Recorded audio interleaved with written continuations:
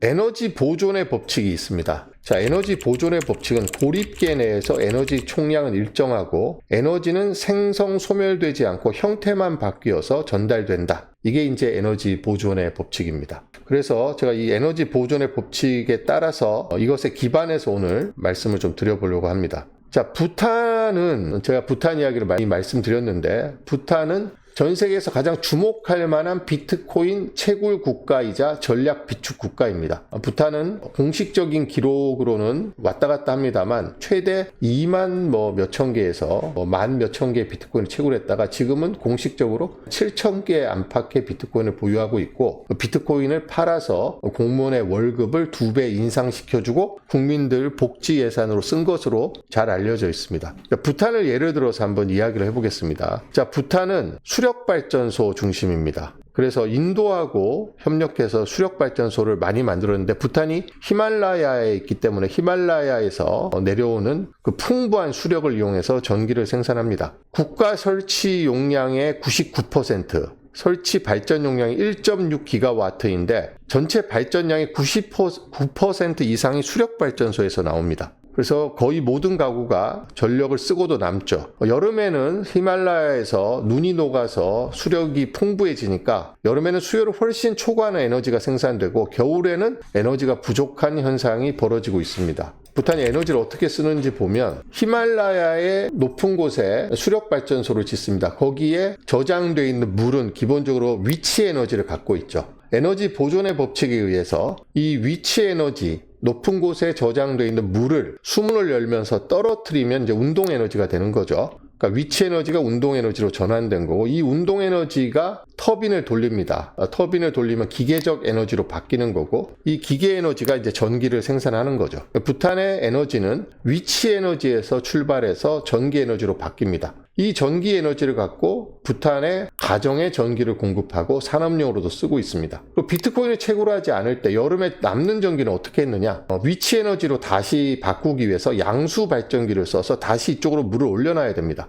양수 발전은 굉장히 비용이 많이 듭니다. 경제성이 낮은데도 불구하고 남는 전력을 처리하기 위해서 부득이 위치 에너지로 전환을 할 수밖에 없는 거죠. 안 그러면 인도에 전력을 수출을 했습니다. 근데 최근에 부탄에서 2021년 이후에 깨달은 것은 이 남는 에너지로 비트코인을 생산을 하면 이 에너지를 경제적 에너지로 저장할 수 있다는 거죠. 일론 머스크가 비트코인이 에너지 기반이라고 했는데, 전기 에너지를 써서 비트코인을 생산하기도 하지만 비트코인 자체가 경제적 에너지입니다. 자, 비트코인으로 할 수 있는 게 많이 있죠. 곡물도 살 수 있고 공무원 봉급도 올려줄 수 있고, 그다음 필요할 경우 전력을 사는 대금을 비트코인으로 지불할 수도 있습니다.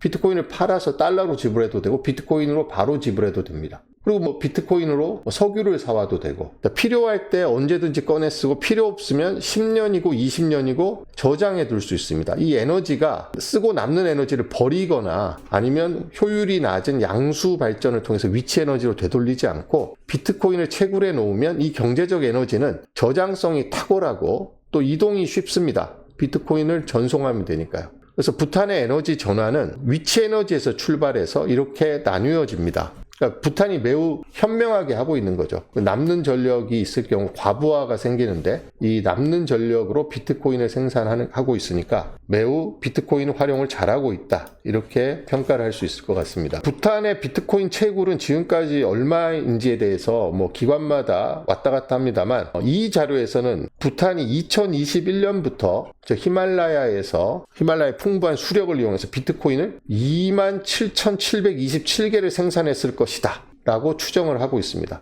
현재는 한 7,000개 가량 보유하고 있으니까 이 경우에는 부탄이 비트코인 2만 개를 팔았다는 이야기가 되겠죠. 이거는 추정치가 여러 가지 기관마다 조금 다릅니다만, 가장 제가 지금까지 본 자료 중에서 부탄이 수력 발전을 통해서 27,000개의 비트코인을 채굴했다, 이게 제일 많은 양입니다. 비트코인 27,000개면 돈으로 얼마가 되죠? 우리나라 돈으로 개당 1억 3천만 원으로 치면 3조 원이 넘는 돈입니다. 그러니까 부탄이 남는 전력으로 3조 원의 경제적 에너지를 만든 거죠. 그러니까 위치 에너지를 결국은 비트코인이라는 경제적 에너지로도 바꾸고 국민들의 삶의 질을 향상시키는 그런 방식으로 쓰고 있습니다.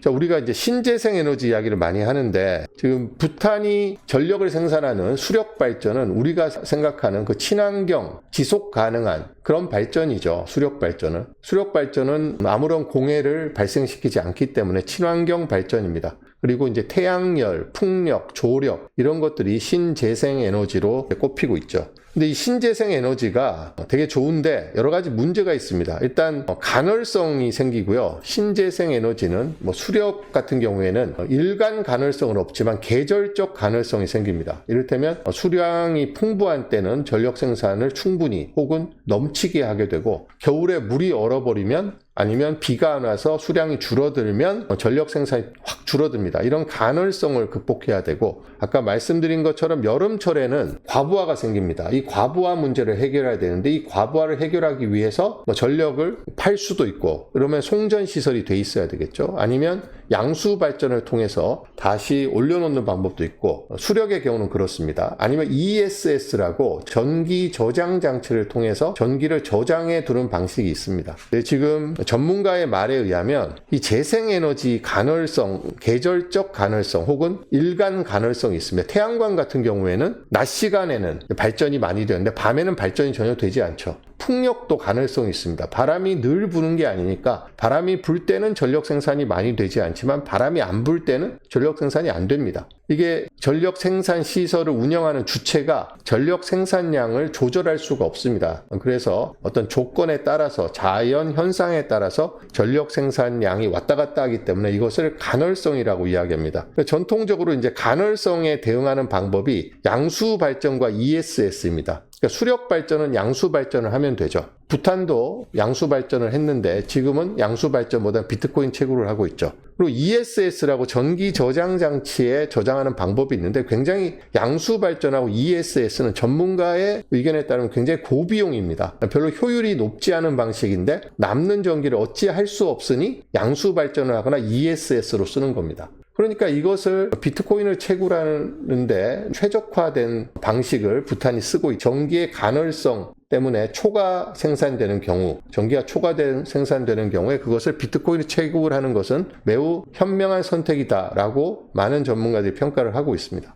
자, 여기서 이 간헐성에 대해서 다시 한번 설명을 보고 넘어가도록 하겠습니다. 전력 간헐성은 태양광, 풍력 같은 재생에너지 발전량이 시시각각변에 예측이 어렵고 불안정해지는 현상을 이야기합니다. 이것은 태양광 같은 경우에는 날씨의 영향도 받고 밤낮의 영향을 일단 기본적으로 받죠. 매일매일 간헐성이 생깁니다. 그리고 수력 발전도 부탄의 경우 계절적 간헐성이 발생을 합니다. 그래서 지속적으로 전력이 안정적으로 공급돼야 되는 그런 산업시설에는 이런 전력 간헐성이 발생하게 될 경우 치명적인 장애를 일으키기 때문에 쓸 수가 없습니다. 그래서 전력 간헐성 때문에 에너지 저장 장치인 ESS하고 양수 발전을 해서 이거를 극복하려고 하고 있습니다만 지금 현재는 비트코인이 이 전력의 간헐성을 극복하는 최고의 방법이다라는 평가를 받고 있습니다. 재생에너지의 간헐적 전기 생산과 비트코인의 채굴을 결합해서 남는 전기를 즉시 비트코인으로 전환하는 산업 구조, 비트코인을 활용하는 아주 좋은 방법입니다. 비트코인 채굴은 간헐성을 허용합니다. 지속적으로 안정된 전기가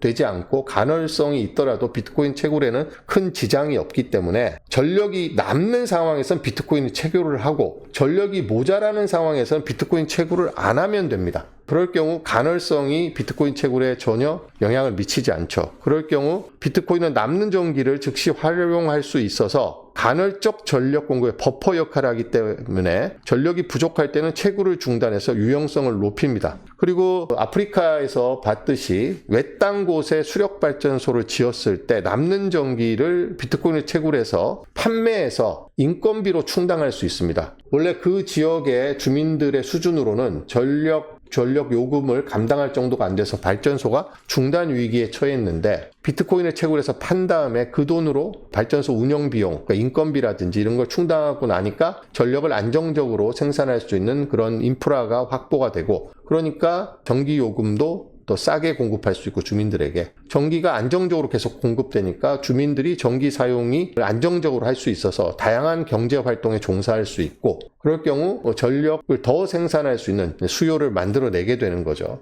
그래서 전력 회사들이 이런 오지나 외딴 곳이나 이런 간헐적 전기 생산이 필연적인 재생에너지를 쓰는 곳에서 채굴하는 게 매우 유리하기 때문에 요즘은 비트코인 채굴의 전체 52%가 이런 친환경 에너지, 신재생 에너지, 지속 가능한 에너지를 통해서 채굴이 되고 있다는 보고가 있습니다. 재생에너지에 갖고 있는 가장 큰 문제, 간헐성입니다. 간헐성과 과부하는 사실은 똑같은 이야기입니다. 전력을 안정적으로 공급해 줄 수 없기 때문에 간헐성이라는 게 사실은 왔다 안 왔다 왔다 안 왔다 하는 게 간헐성이지만 이 전력의 생산이 올라갔다 내려갔다 들쭉날쭉한 것도 일종의 간헐성이죠. 그런데 신재생 에너지는 필연적으로 데일리 혹은 시즈널 이런 인터미턴스가 발생하게 됩니다. 간헐성이. 비트코인을 채굴하게 되면 이 간헐성 문제를 해결할 수 있기 때문에 이미 비트코인 채굴을 신재생 에너지 사용 확대의 핵심 열쇠다 이렇게 보고 있습니다. 이번 The Key to Solving Renewable Energy Intermittency라는 이 썸네일이 있습니다. 만약에 AI 데이터 센터가 계속해서 늘어나야 되는데 AI 데이터 센터는 시설도 갖춰줘야 됩니다. 큰 집 같은 게 건물 같은 게 있어야 되고요. 거기에 전력을 끌어들이고 냉방 시설도 있어야 됩니다. 그래야지 AI 데이터 센터를 운영할 수 있는데 비트코인 채굴장 시설이 AI 데이터 센터로 전환하기가 아주 좋다라는 말씀은 지난 방송에서 드렸습니다. 근데 AI 데이터 센터의 수요가 늘어난다고 해서 전기를 엄청나게 많이 쓰는데 그만큼 전력 생산을 뚝딱뚝딱 늘릴 수가 없습니다. 그러면 비트코인 채굴장이 비트코인 채굴을 중단하고 그 전력을 AI 데이터 센터에 쓰면 되는 거죠. 이것만 봐도 비트코인이 에너지 기반이다 라는 것을 우리가 알 수가 있습니다. 지금 신재생 에너지 사용 발전량이 계속해서 늘어나고 있습니다. 우리나라도 지금 RE100 때문에 신재생 에너지를 늘려야 된다 이런 방향으로 가고 있죠. 자, 영국에서는 풍력이 풍부합니다. 여기는 이제 영국의 예를 드는데요. 영국은 바람이 많이 불죠. 섬나라니까. 그래서 영국에는 엄청나게 많은 풍력 발전기가 있습니다. 우리나라도 남해안에 가면 풍력 발전기가 꽤 많이 있습니다. 강원도에도 많이 있고. 근데 풍력 발전기가 그 가파도 같은 섬 지역에 만약에 풍력 발전기를 설치해 놓으면 오프 그리드죠. 그 자체에서만 전력을 쓰게 되니까 국가 전력망, 지역 전력망하고 연결하지 않고 그 섬에서 에너지를 자급자족하기 위한 프로젝트가 있습니다. 가파도 프로젝트라고 한전에서 추진한 프로젝트가 있는데 바다에 있는 섬이니까 이제 풍력 발전기를 설치를 하면 가구는 몇 가구 안 됩니다. 그리고 낮에는 전기를 별로 쓰지 않죠. 그런데 풍력 발전기가 계속 돌아갑니다. 그럼 출력이 너무 많이 나오죠. 그럼 어떻게 해야 되죠? 출력 제한을 해야 됩니다. 전기를 생산하게 놔두면 전력 과부하가 생기고 전력을 땅에 흘려버려도 부작용이 생기고 하기 때문에 ESS 같은 저장 장치가 없는 곳에서는 이 출력 제한을 걸어버립니다. 그러니까 전기를 생산하지 못하도록 하는 거죠. 영국에서도 이런 출력 제한, 커테일링이라고 한다는데 과잉 에너지를 효율적으로 저장하거나 분배할 수 없을 경우 발전량을 의도적으로 줄여 과부하를 방지하는 커테일링을 실시하는데 이런 커테일링이 칠레 아일랜드 영국과 같은 지역에서는 5에서 15%나 돼서 상당한 에너지 낭비를 야기하고 있다 이런 내용입니다. 그러니까 이게 국가 전력망하고 연결되면 다른 곳에서 전력 수요가 많은 곳에 땡겨 쓸 수 있습니다만 전력망하고 연결시키는 데 돈이 많이 들죠. 그리고 ESS에 저장하는 것도 돈이 많이 들고 효율이 높지 않습니다. 그러니까 차라리 출력 제한을 걸어버리는 거죠. 이걸 어떻게 전력망 공사를 하거나 아니면 ESS에 저장을 하는 방식보다는 가장 돈이 적게 드는 방식은 전기를 생산할 수 있음에도 불구하고 전기 생산을 안 하도록 끊어버리는 겁니다. 영국에서는 풍력 발전의 출력 제한으로 인해서 올 한 해에만 벌써 18억 파운드의 손실이 발생할 것으로 예상된다고 합니다. 18억 파운드면 한 30억 달러 정도 되죠. 30억 달러면 우리나라 돈으로 4조 원이 넘는 돈입니다. 4조 원이 넘는 돈이 풍력 발전 출력 제한으로 사라져버립니다. 이걸 갖고 비트코인을 채굴하면 된다는 거죠. 비트코인을 채굴하게 되면 전기가 남을 때 그 전기를 다 받아줄 수가 있습니다.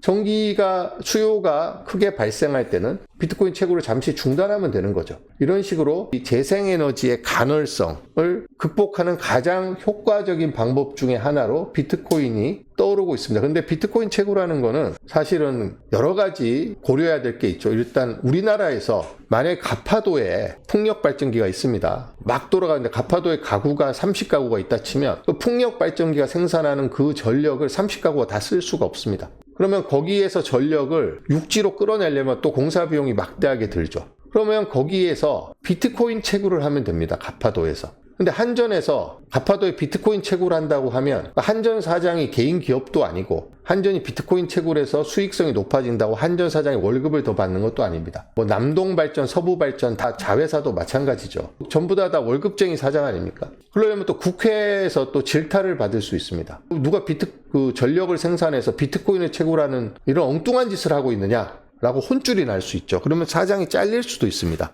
언론에서 비트코인에 대해서 안 그래도 부정적인데 한전이 남는 전기로 엉뚱하게 비트코인 채굴하고 있다라고 또 연일 또 씹어대면 한전 사장이든 자회사인 남동발전, 서부발전 사장이 잘릴 수 있습니다. 그리고 그 줄줄이 문책받고 질책받을 수 있죠. 그래서 우리나라만 그런 게 아니라 다른 나라에서도 민간 기업이 아닌 이상 이 남는 전력을 가지고 비트코인을 채굴하겠다. 이렇게 가기가 쉽지 않은 여러 가지 그런 제약이 있을 겁니다.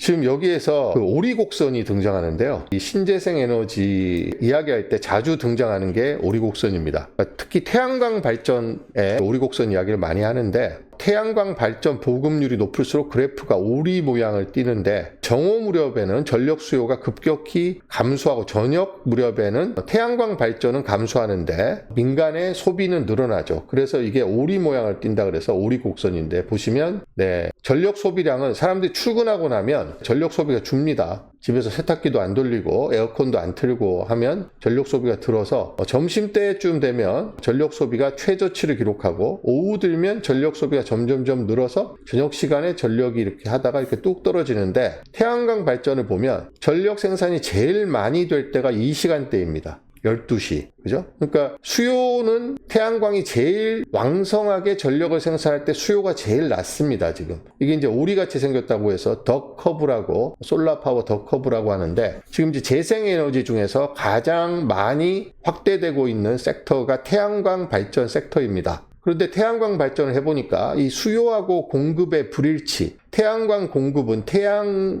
열로 생산하는 전력의 공급은 낮 시간에 피크를 이루는데 수요는 이 태양광 전력 생산이 아주 활발하게 이루어지는 떨어지기 때문에 이 남는 전력 문제가 또 생긴다는 거죠. 태양광 발전의 경우. 제가 좀 전에 풍력 발전의 예를 들어서 말씀을 드렸는데 태양광 발전의 경우 매일같이 덕커브 현상이 나타나서 이것이 해결해야 될 하나의 핵심 과제입니다. 근데 비트코인을 낮 시간에 전력 수요가 낮은 낮 시간에 집중적으로 채굴을 하고 밤 시간에는 적게 채굴을 하는 그리고 유연하게 비트코인 채굴을 하면 비트코인은 간헐성을 허용하니까요. 전력의 간헐성을. 그러면 이 남는 전기 문제 또 수요와 공급의 불일치를 아주 스마트하게 해결할 수 있다는 겁니다. 그렇기 때문에 AI 데이터 센터는 전력의 간헐성을 허용하지 않죠. 데이터 센터에 전력을 넣었다 뺐다 할 수 없습니다. 데이터 센터는 전력이 안정적으로 공급이 돼야 되고 비트코인 채굴장은 전력을 간헐성을 허용하기 때문에 상당한 버퍼를 제공해 줍니다. 그러면 남는 전기를 버리지 않고 비트코인 채굴에 쓸 수도 있고 또 전력 과부하 문제를 해결할 수 있으니까 두 마리 토끼를 다 잡는 겁니다. 그래서 지금 비트코인 채굴이 이 신재생 에너지가 갖고 있는 핵심적인 딜레마인 전력 간헐성 문제를 해결할 수 있는 핵심적인 수단으로 지금 떠오르고 있다. 이런 전문가들의 그런 주장과 또 실제 이 비트코인 채굴을 통해서 전력의 간헐성 문제를 해결한 사례가 지금 속속 등장하고 보고되고 있습니다. 그래서 제가 보기에는 우리나라도 지금 신재생 에너지, 태양광 발전, 풍력 발전, 이런 거 조력 발전 이런 거를 계속해서 늘려나가는 추세잖아요. 그럼 늘려나가면 이 전력 간헐성 문제를 반드시 해결해야 되는데 제가 보기에는 이 비트코인 채굴을 정부가 공식적으로 검토를 해서 이 전력 간헐성 문제를 해결하는 핵심적인 방법으로 비트코인 채굴을 선택하면 좋을 것 같습니다. 그럼 과연 우리나라에서 이런 논의가 공개적으로 가능할지 또 채택이 될지 여부는 알 수가 없습니다만 아마 지금 다른 나라에서 앞장서서 이런 실험을 성공적으로 하고 있고 부탄 같은 경우에는 제가 보기에는 완전 모범 국가입니다. 거기는 이제 왕이 통치하는 국가이기 때문에 여론을 의식할 필요도 없고 국회에서 그거 갖고 질타를 받을 리도 없습니다. 국왕이 결정하면 그냥 되는 거니까 똑똑한 국왕이 부탄의 왕족들은 전부 옥스퍼드로 유학을 갔다 오잖아요. 그래서 영국 가서 비트코인도 배우고 또 깨어있는 국왕, 우리나라 전력이 이렇게 많이 남는데 이 전력으로 여름에 전력이 남아 돌잖아. 이걸 비트코인 채굴하자. 그래서 부탄의 공무원의 인재 유출 현상이 최근에 굉장히 완화됐다는 거 아닙니까? 국민들의 삶의 질도 개선시켜주고 그리고 부탄이 비트코인을 채굴하는데 환경을 오염시키거나 추가로 에너지를 쓰지 않습니다. 남아도는 전기로 비트코인을 채굴하기 때문이죠. 그러니까 다시 말씀드리면 에너지 보존의 법칙을 잘 이해하고 부탄은 이 히말라야의 풍부한 수력, 높은 위치에 산에 있으니까 물을 위에서 가둬놓으면 당연히 위치 에너지가 생기죠. 히말라야는 부탄은 히말라야에 있는 국가이니까 기본적으로 위치 에너지가 있는 나라입니다. 부탄은 이 위치 에너지를 활용해서 결국은 전기를 생산해서 비트코인이라는 경제적 에너지를 미국처럼 범죄자로부터 압수한 비트코인 32만 개를 갖고 있습니다. 영국도 6만 개를 갖고 있는데 다 범죄자들에게 압수한 비트코인이죠. 국가가 이렇게 대놓고 채굴해서 비트코인을 최대 2만 7천 개, 적어도 1만 3천 개를 채굴했다고 보고가 되고 있고 부탄이 비트코인 채굴로 국부를 증가시킨 것은 이미 다 확인된 사실입니다.